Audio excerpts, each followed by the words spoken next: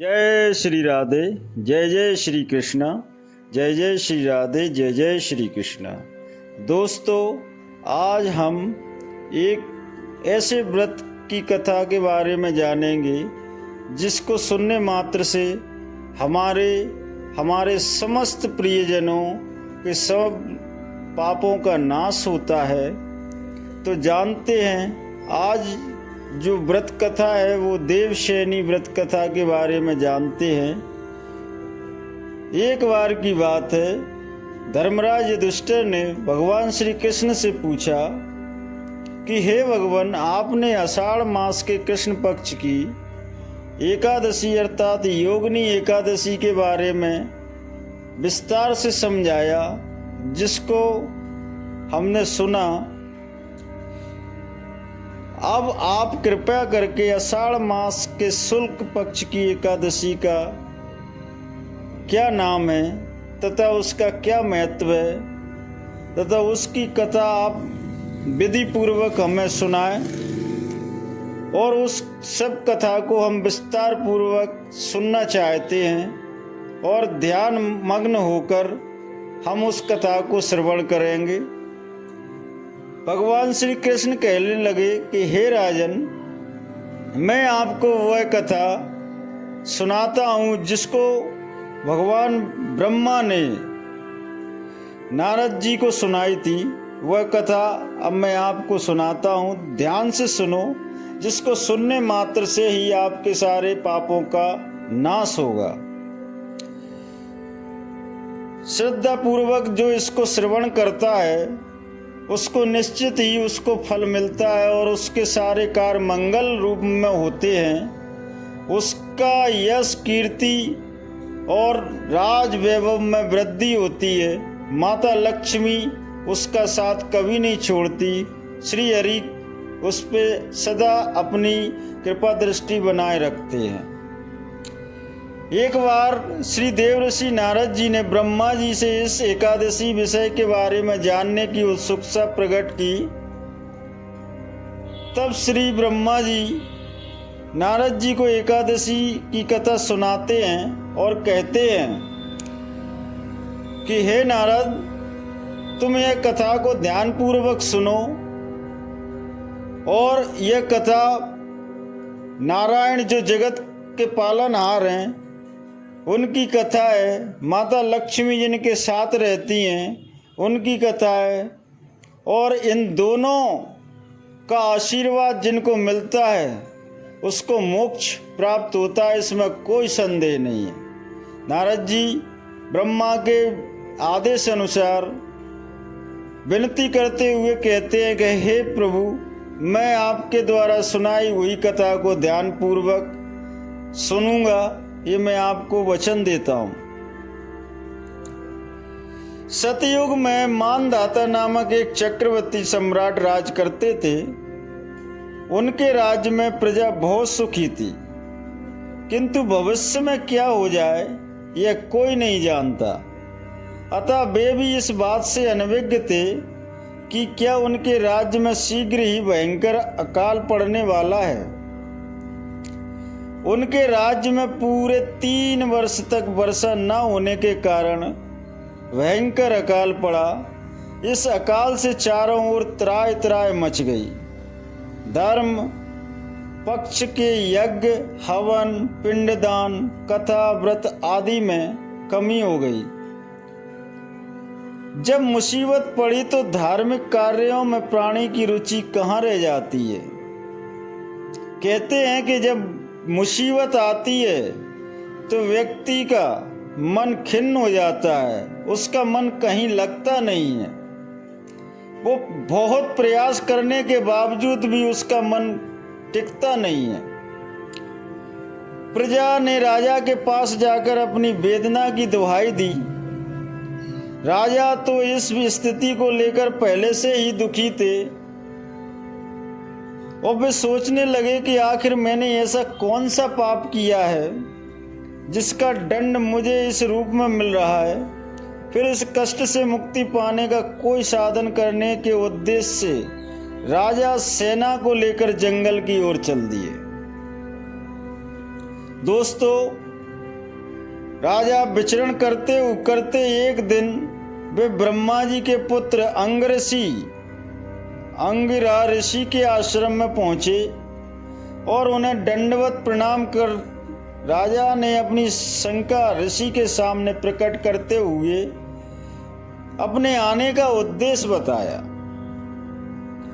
उस समय सतयुग में ज्ञान ग्रहण करने का अधिकार केवल ब्राह्मणों को ही होता था और अन्य वर्णों विशेषकर शूद्रों के लिए तो यह वर्जित था और इसे पाप माना जाता था। ऋषि कहने लगे, राजन, आपने शासन में एक शूद्र नियमों का उल्लंघन कर शास्त्र शिक्षा ग्रहण कर रहा है, इसी महापाप का खामियाजा तुम्हारी सारी प्रजा उठा रही। प्रजा को इस विपदा से उबारने के लिए तुम्हें उसका वध करना होगा। लेकिन राजा का मन यह नहीं मान रहा था कि वह मात्र शिक्षा ग्रहण करने को ही अपराध मान लिया जाए। उन्होंने कहे कि हे देव, क्या कोई अन्य मार्ग नहीं है जिससे उस निरपराध की हत्या के पाप से मैं बच सकूं? तब अंगिरा ऋषि कहने लगे कि एक उपाय है राजन, तुम आषाढ़ मास की शुक्ल एकादशी के व्रत का विधिवत पालन करो तथा तुम्हारे राज्य में खुशियां पुनः लौट आएंगी। राजा अपने राज्य की राजधानी लौट आए और आषाढ़ के महीने की शुक्ल एकादशी का विधि पूर्वक व्रत किया। राजा ने बड़े भाव से, नियम से, श्रद्धा से उस व्रत को किया, जिस व्रत के प्रभाव से उनके राज्य में मूसलाधार वर्षा हुई और भगवान नारायण की कृपा से पूरा राज्य धन धान से परिपूर्ण हो गया। पौराणिक कथा के अनुसार देवशयनी एकादशी की एक कथा और मिलती है जिसको हम सुनते हैं। वो कथा कहती है कि पौराणिक कथा के अनुसार एक बार राजा बलि, जो तीनों लोकों पर कब्जा कर लिया था, देवी देवता बहुत परेशान हो गए। भयभीत होकर देवराज इंद्र ने भगवान विष्णु से मदद मांगने उनके पास पहुंचे। जब भगवान विष्णु के पास पहुंचे तो श्री हरि ने 52 अवतार धारण कर लिया और भिक्षा के रूप में बलि के पास दान मांगने पहुंचे। राजा बलि नियम और वचन के बहुत पक्के थे। उनके आगे कोई भी याचक के रूप में आता था, वो अपने वचन को निभाते थे।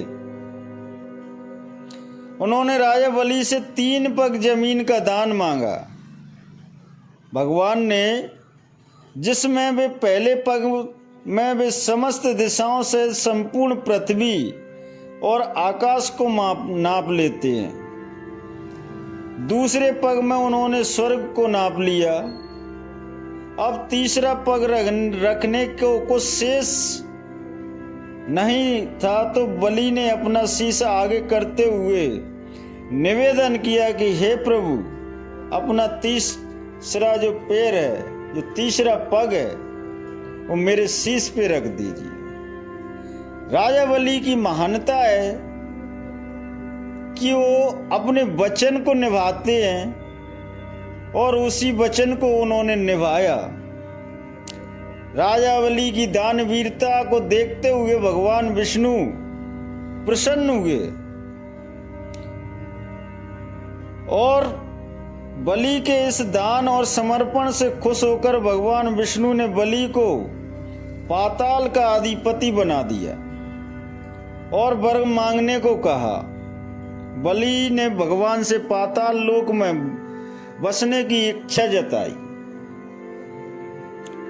भगवान विष्णु से कहा कि आप पाताल लोक में मेरे साथ निवास करें भगवान ने आशीर्वाद दिया और उसकी इच्छा पूरी की और वे पाताल चले गए।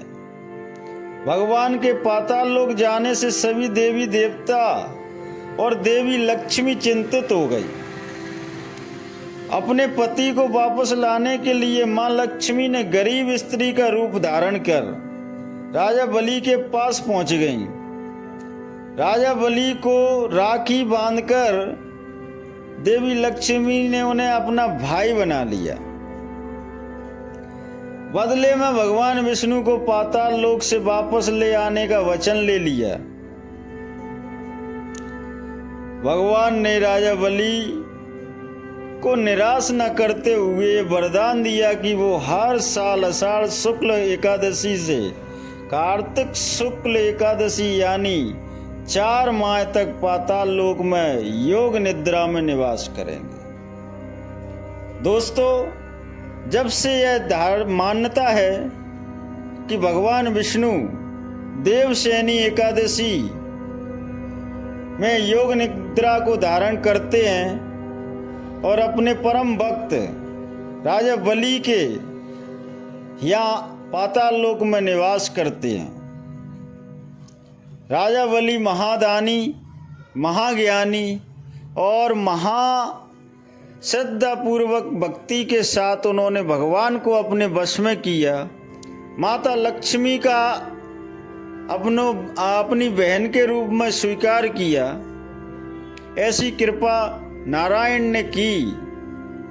ऐसी विशेषता है कि जो कथा को एक बार सुनता है, मन से सुनता है, उसकी सारी मनोकामनाएं पूर्ण होती हैं। भगवान श्री हरि उस पर कृपा करते हैं।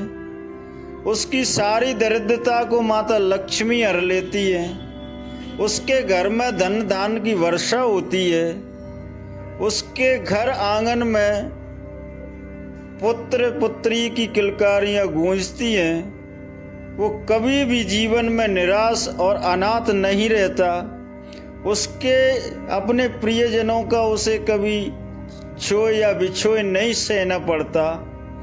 ऐसा भगवान श्री हरि माता लक्ष्मी की कृपा उस पर सदैव बनी रहती है।